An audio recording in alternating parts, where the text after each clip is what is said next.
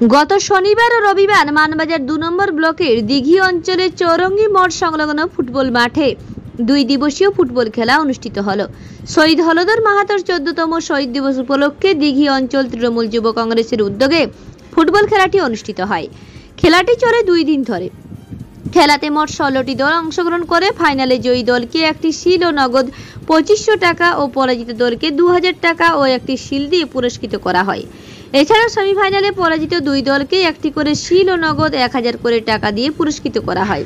এই খেলাতে উপস্থিত ছিলেন মানবাজার 2 নম্বর ব্লক তৃণমূল যুব কংগ্রেস সভাপতি অমিতেশ মাহাতো, ব্লক যুব সহসভাপতি বিকাশ চন্দ্র মাহাতো, মানবাজার 2 নম্বর পঞ্চায়েত সমিতি সভাপতি বাসন্তী মাহাতো, দিঘি অঞ্চল তৃণমূল কংগ্রেস সভাপতি ধীরেন হেমব্রম, বিশিষ্ট সমাজসেবী বংশীধর মাহাতো সহ অন্যান্যরা। এই খেলা দেখতে আশেপাশের গ্রাম থেকে প্রচুর মানুষ এসেছিলেন।